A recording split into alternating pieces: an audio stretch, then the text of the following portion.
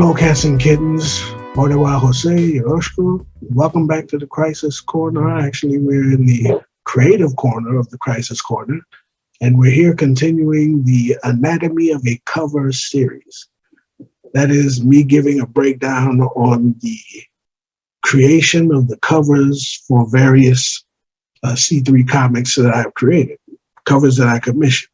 Give you the thought behind the covers, the execution, how it relates to the story that this issue contains. So we're here. We made it to issue 7 of Intrepid.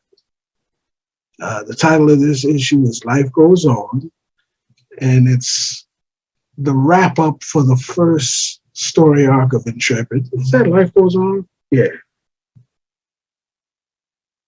I might be mistaken. Anyway, 7 is the wrap-up for, I'm pretty sure the title is Life Goes On, because it's the wrap-up for the first story arc, which is Heroes and Villains.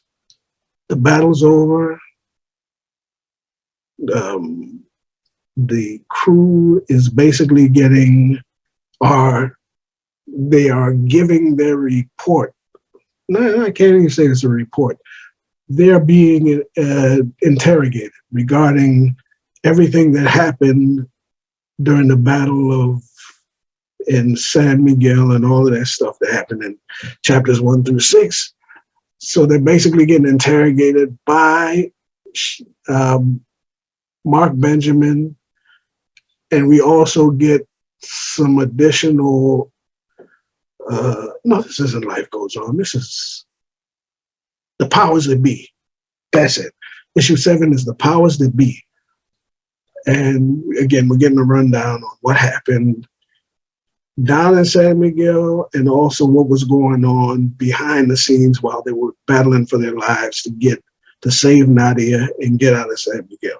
Actually, they're still in Mexico while this is happening, but that's a separate issue. Okay, the cover. What inspired the cover? The cover is inspired by the idea that I wanted to focus on the manipulators, the people who are behind the scenes, pulling the strings, the powers that be, behind everything terrible that has happened to the crew so far. And those two people primarily are Thaddeus Payne and Celia. And they make the cover, they make both covers, the alternate cover and the main cover. And again, I say Celia and Thaddeus Payne are the evil versions of Steve Trevor and Wonder Woman. Because they're the evil version of Steve Trevor and Wonder Woman, ultimately, if you want to think of them that way. And it proves it. I mean, first of all, the cover is well illustrated, excellent looking cover, the sun setting on this graveyard where many heroes are buried. And these are actually the surviving, I'm not going to say this is Arlington Cemetery, but this is, you see the makeshift our version of the American flag, which is, so it's at half staff. Let's just say it's at half staff. You got a little Fishlands thing going on here because people have been killed. These are fresh. The grave that they're standing at is a fresh grave. It's just basically been planted at the time that this image is taken. And what's especially cruel here is the name on the tombstone is James Strong. Now, who is James Strong?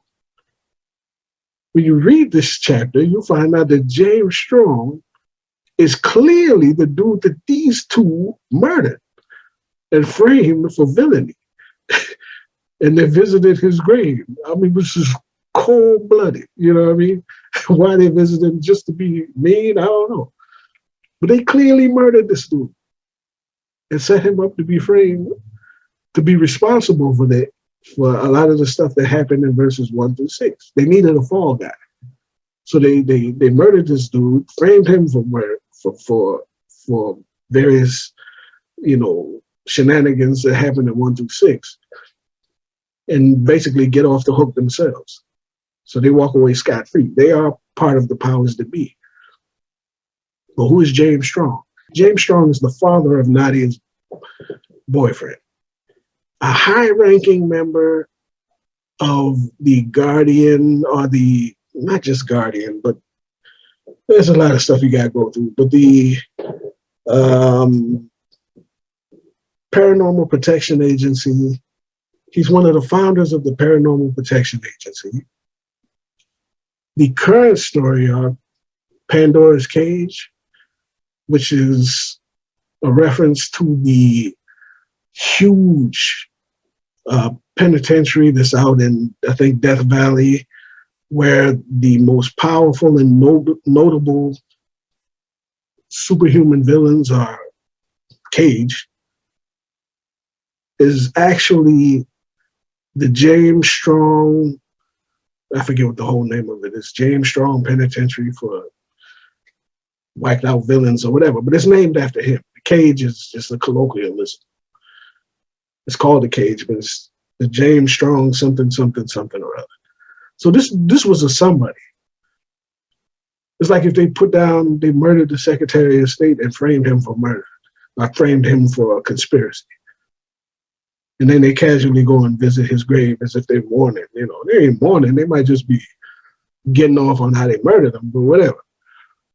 So these guys are no good. They're up to no good. And they are the powers that be. They're part of the infrastructure that Intrepid has to bring down.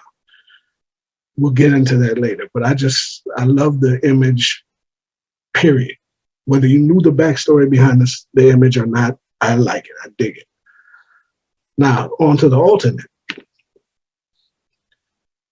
This is the homage cover. I guess homage is like French for stealing, I guess.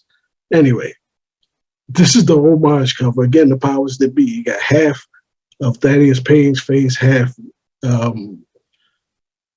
Celia's face, and the Intrepid crew, you know, either pissed off at the both of them or outraged or whatever, just looking on. And that is a reference to my man John Burns' Fantastic Four, which Intrepid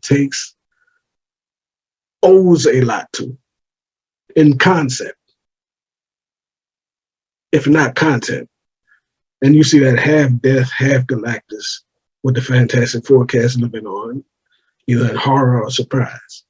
So that was the inspiration behind this robbery, or whatever you want to call it, this homage.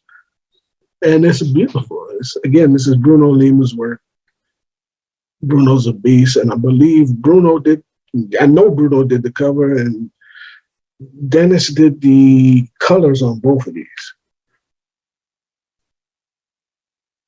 So, yeah, so that the idea there is just, again, the powers that be.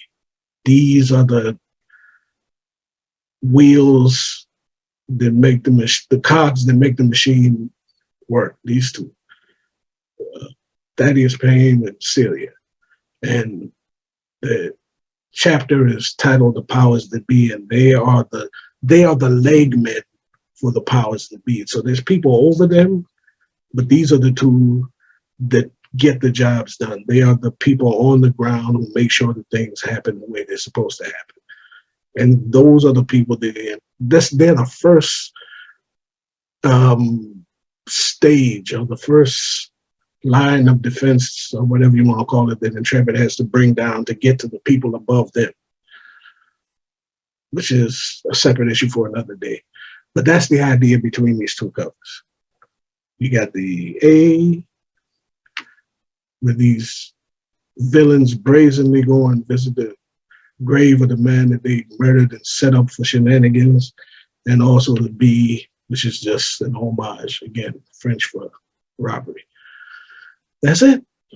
So I hope you appreciated that insight, and we'll be on to issues 8, or chapter 8, which is, chapter 8 is entitled Life Goes On. And keep on the lookout for I do the other series, which is basically director's commentary on the issues themselves, which I believe at this point is up to issue 5. So I'm a little bit ahead of myself on the covers. I think it's 5, 6. I might be up to 6, I'm not sure. 5 or 6. Until then, hope you enjoyed it. Till next time, stay loose.